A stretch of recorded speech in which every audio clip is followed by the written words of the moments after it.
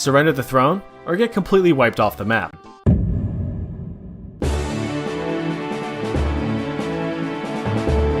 The continent of Africa was an absolute free-for-all in the 1800s. Although there were many established civilizations and cultures, Europeans had a different idea.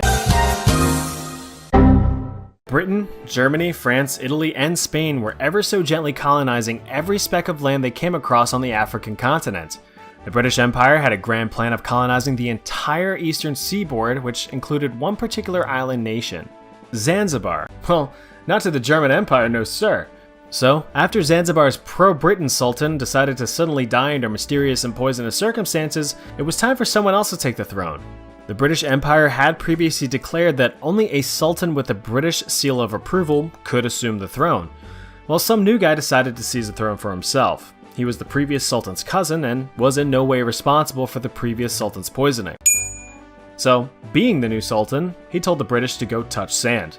As you can imagine, the British Empire did not take this too well, so they offered the new sultan an ultimatum: surrender the throne, or get completely wiped off the map. "Ha! You and what army?" said the sultan. But it wasn't an army, it was a navy. The British Navy, with 4 heavily armed navy gunships all coincidentally pointed directly at the sultan's tough and durable wooden palace. The British instructed the Sultan to relinquish the throne by 9 a.m. that morning. Sultan believed this to be an empty threat and refused to back down.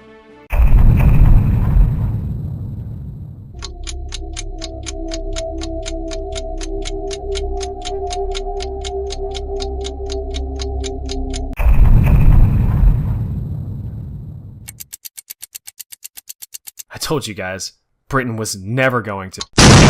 At 9:02, the Navy warships opened fire on the palace, reducing it to rubble almost instantly. At 9:40 a.m., the British guns fell silent. The Sultan was able to flee the palace in all the chaos and went into hiding, seeking refuge in a nearby German consulate. The palace completely surrendered, ending the war in just 38 minutes.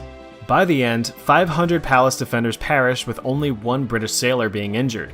The British assigned a new sultan that afternoon and all was well. Well, as well as it could be.